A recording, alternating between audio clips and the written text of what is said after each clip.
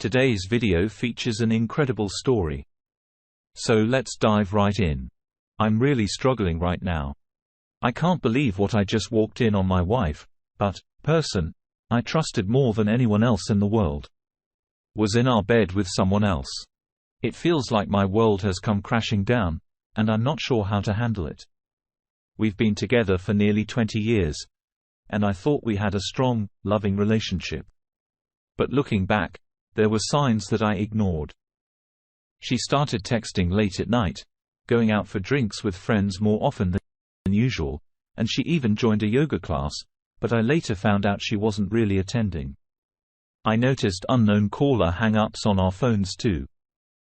It all seems so clear now, but at the time, I didn't want to believe it. I was supposed to be out of town for work until tonight, and we were planning a two-week road trip to spend some quality time together. I came home early, and that's when I saw a truck in our driveway that I didn't recognize. I had a terrible feeling in my gut, but I couldn't have imagined what I would find. I approached our bedroom window and heard their voices. When I looked inside, my worst fear was confirmed. They were both naked on our bed. I couldn't believe my eyes. I walked away trying to contain the overwhelming anger and sadness that were consuming me. I didn't know what to do. So I went to our family's cabin and drowned my sorrows in alcohol. Today, I was on my way home to confront her, but I stopped myself. I'm not ready to face her, and all I can think about is the anger and the urge to do something I know I'll regret. I'm back at the cabin now, staring at a bottle of rum, torn between wanting to forget all of this and fearing that I might make bad decisions if I get drunk. I know I'm at a crossroads, and what I do in the coming days will shape the rest of my life. But right now, all I can feel is pain and anger, and I don't know how to move forward. I called my brother and he's on his way. He should be here in the next couple of hours. My wife just sent me a text saying she loves me and can't wait to go on our vacation. I haven't responded yet. I've noticed several comments and questions that keep popping up, and I wanted to provide some clarity. If you can't tell, I'm feeling a lot better today. The pain has almost completely subsided, although I still feel like I've been punched in the gut. But otherwise, I've started to think about the future. I can't help but wonder if this is just a calm before the storm or if I'm somehow freakishly resilient. As for the questions and comments, here are some points to clarify things.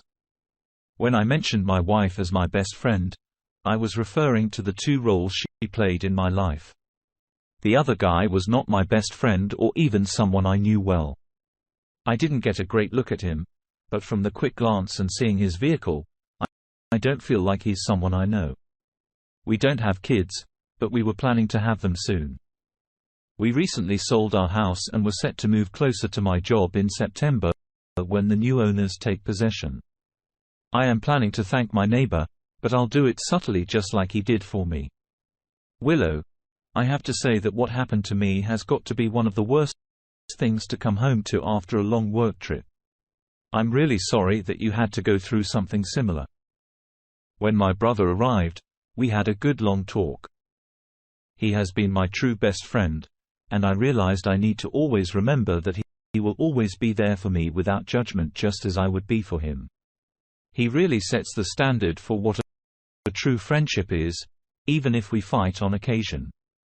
Since I was supposed to be home last night, I decided to respond to my wife's text. We aren't allowed to have phones on site, so it was reasonable for me to only be texting her. She knows it's easy for me to sneak in some texts. I wrote her back and said I needed to go to one of my company's remote sites and wouldn't be able to call her until the end of the weekend. I also told her that I would cancel all the reservations and rebook later. She responded by saying that she could take her best friend with her this weekend to the romantic bed and breakfast on the vineyard that I booked. I made the decision not to let her take the trip with her supposed best friend. I told her that I had already given the reservation to my brother and his wife, and since it was non-refundable, they would pay me back in a month. This morning, I cancelled all the reservations except the romantic one. My brother is coming with me, and thankfully, the hotel allowed us to switch from the honeymoon suite to a room with 2 beds. It turns out there's also a really nice lake and boat rentals nearby. So this has turned into a long overdue fishing trip with my brother. It's a welcome distraction, and it means I'm free for the weekend. I don't have to write to her or talk to her for a few days, which has relieved some stress and given me more time to think. Right now, I'm in the mindset of pursuing a divorce. I honestly can't see any other way forward. My brother is supportive of this decision, but has asked me to take a few weeks and speak to someone about it. His wife knows a couples counselor who's willing to talk to me on Monday. While I don't see it changing my mind, I understand that it might help untangle some of this mess for me. I'm also taking advice from others here and starting to speak to lawyers at the very least to prepare for what I think is inevitable. I want to handle this situation correctly. I've never thought of her as someone who would try to harm me, but I also never expected her to cheat. So I think I need to be prepared for anything. In the past few days, my brother met and I drove nearly 5 hours to the Tibetan breakfast on the vineyard. I truly appreciate his support through all of this. Our trip ended up being more of a venting session than anything else, but it really helped clear my head. We attempted some fishing, but it wasn't very successful. We both caught a couple of trout that we had to release due to their size. So we relied on some snacks that the bed and breakfast owner gave us, which worked out great. On Sunday, we made the drive back to Matt's place, which is in the next town over from mine and about an hour away from my place. When we arrived at Matt's, his wife Jen was there, and we all sat down to share a bottle of white wine that we had chilling in the cooler. It was during this gathering that the weekend officially ended for me. Jen told me that while we were away, she decided to go and check on my wife. She revealed that the guy had been at my place on Friday night all night. However, on Saturday morning, Jen managed to get there just as he was leaving. She followed him home and discovered the apartment where he lived. My wife had stayed over there on Saturday night. The same night she was sending me text messages saying she loves me and misses me. Jen said she had been splitting her time between visiting family in my town and, well, keeping an eye on my wife. She mentioned that she happened to catch my wife leaving his apartment on Sunday morning and even took a few pictures of them hugging and kissing before my wife got into her car. I told her that I didn't want to see those pictures. That pretty much sealed the deal for me. I couldn't imagine ever trusting my wife again if she could turn her emotions on and also easily telling me she loves me while being with another guy. I decided that I wouldn't make a knee-jerk reaction based solely on emotions. I needed to remain calm and level-headed. That's when Jen told me that Sharon, the counselor she had set me up with an appointment to meet, was coming over for dinner. Sharon had never met my wife, and this was my first time meeting her as well. Sharon turned out to be a very nice person, and we got along great. After dinner, Sharon and I went for a walk around Matt's neighborhood to walk the dogs and have a private conversation. Sharon was an excellent listener and made me feel like I didn't need to be guarded. It was therapeutic to be so open about my feelings, especially since as much as I was uncomfortable with my brother. This was just different and very much needed. It's the same reason why I like writing about my experiences on Reddit.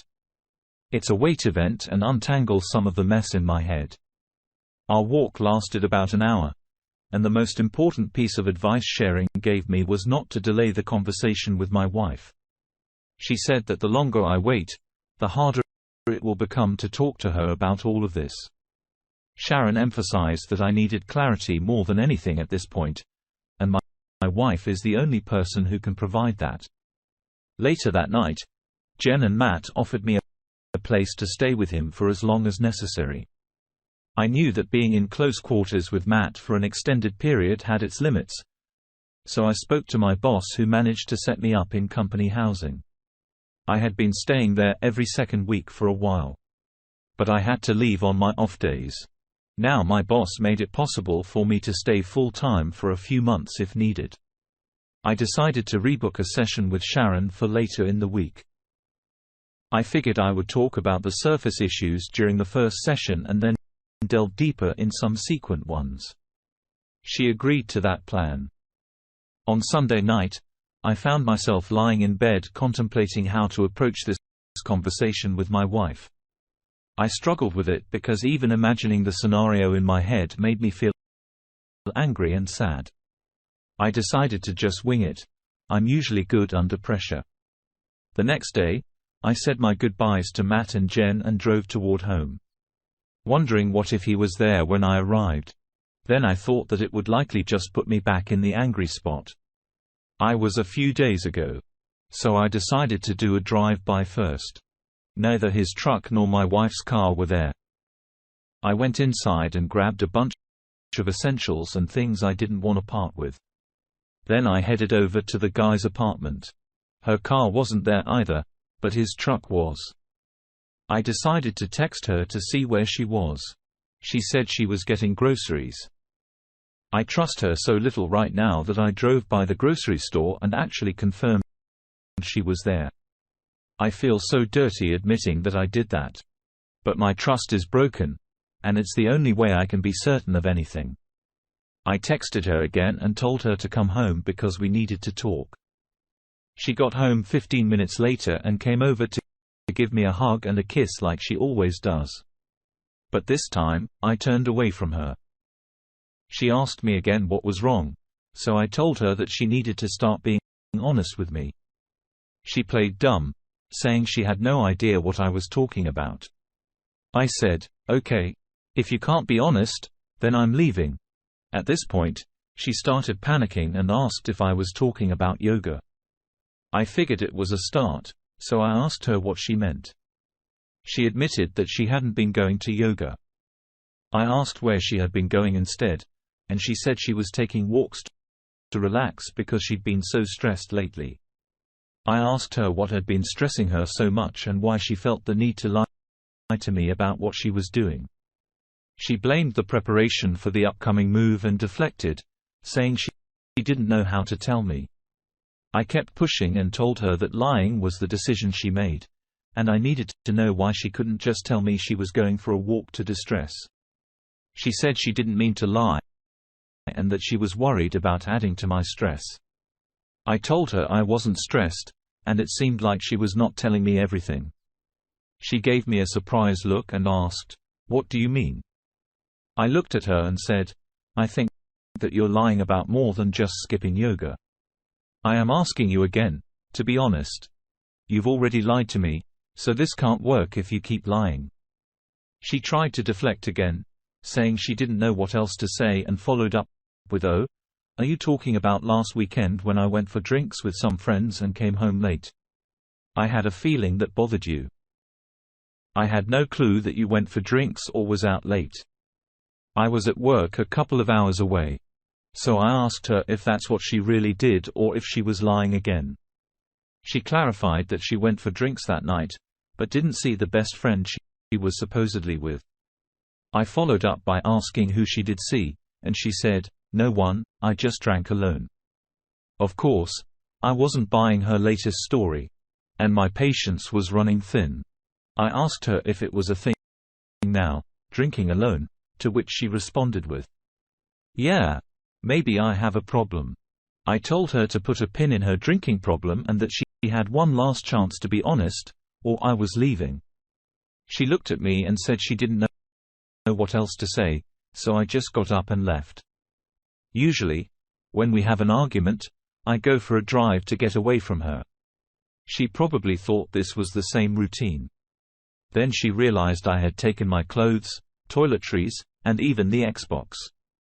That's when she began blowing up my phone. I told her that I gave her a chance to be honest, and she didn't take it. So there was nothing left to say. She begged and pleaded with me to come home to talk about this in person. She said she had no idea why I was so upset or what she had done. She repeated that she loved me and would never hurt me. Just hearing her say that tore a new hole in my chest. It was always comforting words that I believe without question, but now they felt like a dull, jagged knife sawing through my heart in the most devastating way. I couldn't handle it, so I hung up.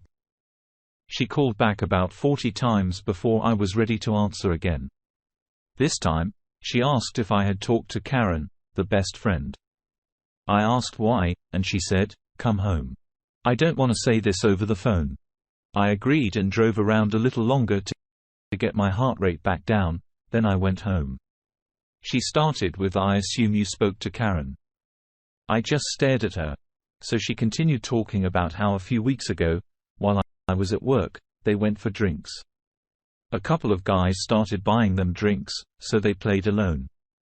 When they were leaving, one of the guys tried to kiss her, but she pulled away immediately and told them she was married. Then she said how bad she felt about it and wanted to tell me, but she decided to hide it from me instead. She also told me that Karen had up with the other guy and gave his friend my wife's number without asking. He had texted her a few times since, but she had never replied. After all that, I simply asked her to let me see her phone, and she gave it to me.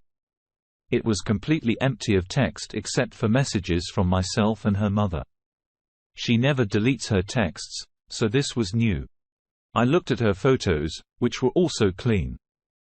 However, I checked the deleted photos and found one of a guy the first didn't recognize. I asked her who it was, and she told me it was the guy that tried to kiss her. I followed up by asking her why she took a picture of him, to which she again blamed herself, saying I was just being stupid. I wasn't going to let her get away with that and pointed out that it's not a reason, and asked her to tell me why she did it. She said she didn't know. By now, I was getting tired of this whole thing and asked if that was everything she wanted to tell me or if there was more.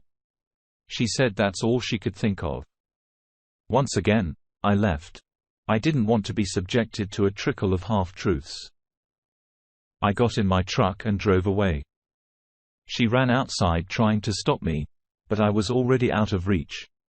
I went to a nearby park and just sat on my tailgate, eating my lunch, trying to figure out what to do next. While being away and reflecting on everything, I began to remember other instances where I should have been more aware of potential issues. There were moments like the time when I was working a weekend shift and went to bed early. My wife went out to the club with some of her girlfriends. I woke up at 4 a.m., and she still wasn't home. I called her several times, but there was no answer. About 30 minutes later, she called me back and asked if I would come and get her. When I picked her up, she told me that they were trying to hail a taxi but had no luck. A couple of guys her friend knew stopped and offered them a ride, but wanted to stop at home first. When they got to the guy's house, her married friend went into a room with one of the guys. My wife said she spent some time looking for her friend, but eventually gave up and had a drink in the kitchen with the roommates while she waited. She claimed she didn't hear her phone when I tried calling. We fought about this incident and she was disgusted by her friend's actions, so she cut that friend out of her life. I thought that was the end of it. Then there was another time when she traveled to visit a close friend in a different city for a planned girls' night.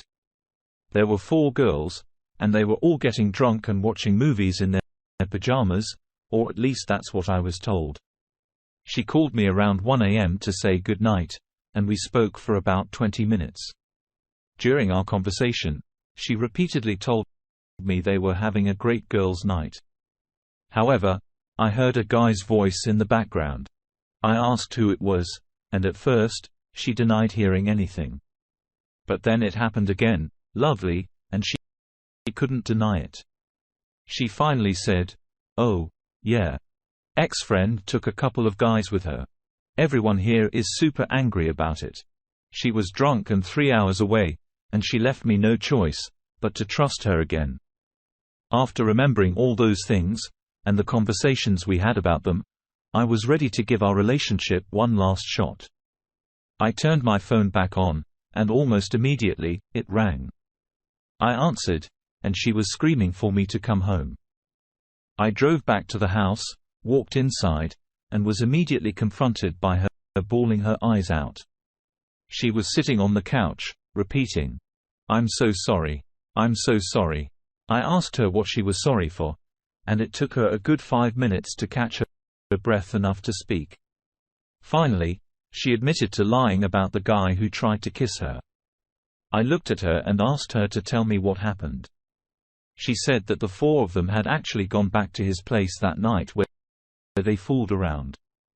I knew it was more than that, but just hearing her say it made me feel dizzy. It felt like the room was getting smaller, and there were a million people speaking into my ears at the same time. I think I was having a panic attack. I went to the bathroom and washed my face in cold water until things returned to normal. I went back and asked her exactly what she did. She tried to avoid it, but I pressed her and she said that he touched her and she gave him head. I knew that wasn't all of it, so I asked her if that was it. And she said yes. I was really upset at this point and told her I wasn't playing this trickle truth game any longer. I told her that she either tells me everything right now, or this will be the last time we speak. She began bowling again and took another few minutes before she was able to speak. Now she confessed that they had met up again and slept together immediately, followed by "I'm so sorry. I love you and will do anything to make up for this." Since I knew the truth, I asked her if it was just the one time. She paused and said that if she tells me the truth, to please give her a chance to do anything she can to make up for it. I told her I'd think about it, and that's when the whole truth finally came out. She admitted that it was an affair, that they had been hooking up while I was out of town for work, and that it had been going on for almost a month. She told me he is married and they are about to get divorced. I asked her if he knows she's married and she said yes. Then I asked if he was having an affair because his marriage is failing. Does that mean she thinks our marriage is failing? She said she didn't think ours was failing, then continued saying, "I'm so stupid. I hate myself. Please don't leave me." I asked her how she would fix this, and she said she'd do whatever I wanted. So I asked her if she were in my shoes or her affair partner's wife's shoes, what would fix this for her? My wife answered saying that knowing the truth and being able to trust me to mean what I was saying would fix it. She assured me that I could trust her, and that she screwed up and wouldn't do that again. I then asked her if she were in his wife's shoes, would she want to know the truth? She replied yes, and I told her to fix it. She looked at me and asked if I wanted her to call his wife. I told her that if she thought that was what she would want, she should do it. So she tried calling, but never got an answer. A few minutes later, her cell phone rang and it was listed as Karen Work. She looked shocked because she knew it wasn't Karen. I asked if that was him, and she confirmed it. I answered the call, and he said, "Oops, I must have the wrong number." I told him that this was the husband of the girl he'd been cheating with and that I was going to let him speak to her because she had something to tell him. I handed her the phone. My wife told him that she had told me everything, but I knew the entire truth, that they were done, and it was just a fling, and now he needed to never contact her again. I asked to see the phone before she hung up and asked him which divorce lawyer he was using. He replied that he wasn't getting divorced. I asked him why he told my wife he was, and he said he didn't. I then asked to speak to his wife because I felt she had as much right to know about this as I did. He pleaded with me not to tell her because she was at work and he would tell her everything when she got home. I agreed to that and hung up. I turned to my wife and asked if she knew where his wife worked and her name. She did, so I had her call his wife's workplace. She managed to get her on the phone and told her to take a seat because she had something terrible to share and didn't want her to be driving. The wife became scared and asked if something happened to her husband. My wife assured her that he was fine and in their apartment at the moment. My wife then confessed that they had been having an affair for a month. She was coming clean to me, and she thought the wife should know as well. The wife went silent for about a minute and then said that if this was some sick joke, she would find out who my wife was. Then she hung up. Not even 10 minutes later, my wife received a text from Karen Works saying, "Thanks. You just ruined my life." I grabbed the phone and wrote back, "You just ruined 4 lives and 2 marriages. Don't forget that this was your fault. You piece of crap." For the next hour, my wife begged and pleaded with me to stay with her. She offered counseling. She offered to never leave my side. And she even offered me sexual favors. It was everything I expected. Thanks to the comments I had read here. Then she suggested we go on that vacation, her treat, and she thought we needed time away. She said we needed to spend quality time together because my work schedule had been pushing us apart lately, which was also exactly what I expected her to say. What she didn't expect was for me to tell her that I had already booked counseling for myself and that I had found a place to stay. When I shared all of this with her, she fell to the floor bawling. She started saying how she didn't deserve to live and told me I should just end it for her because she felt too terrible to be with anyone. It went on like that for a while, with her making excuses than trying to hug me, cuddle me, or even offer physical intimacy if I would just stay and work through this with her. In the end, I called Karen and told her that her cheating friend was feeling suicidal and that she should come keep an eye on her. Then I left. It's been almost a full day since that happened, and I haven't spoken to her since. She, her friends, and her family have been calling and texting me all day, each with their own excuses, or pleas for empathy. Only her father wrote to me saying that I need to do what is best for me and that he will always love me like a son no matter what happens. Reading his message was what made me have a good cry for the first time since all of this began. I am scheduled to meet with Sharon, my counselor, tomorrow and with a lawyer on Thursday. I think I know where this is going, but until it happens, I am just not sure about anything. This past week has been very eventful. I've been going back and forth between my camp and my brother's place, trying not to be a burden on them and only staying on nights when I have early appointments. My company has allowed me to take a few weeks of personal time, which has been incredibly helpful. I've continued visiting Sharon, the therapist, and have seen her a total of 3 times now. While I don't think our visits are highly productive, I find it a good opportunity to clear some thoughts in my head, so I plan to keep going for now. I met with a lawyer last Thursday, and with their guidance, I made a list of all our assets and finances, including debt. I then went to the bank and asked them to put a stop on our joint accounts, preventing any withdrawals without both of us present. We both have our paid deposited into our personal accounts, so this won't affect our access to new money, only the old and shared funds. The lawyer suggested that I don't confront her until I serve her the divorce papers, but it's already too late for that. Throughout the week, I received constant calls and texts from my wife, her family, and her friends.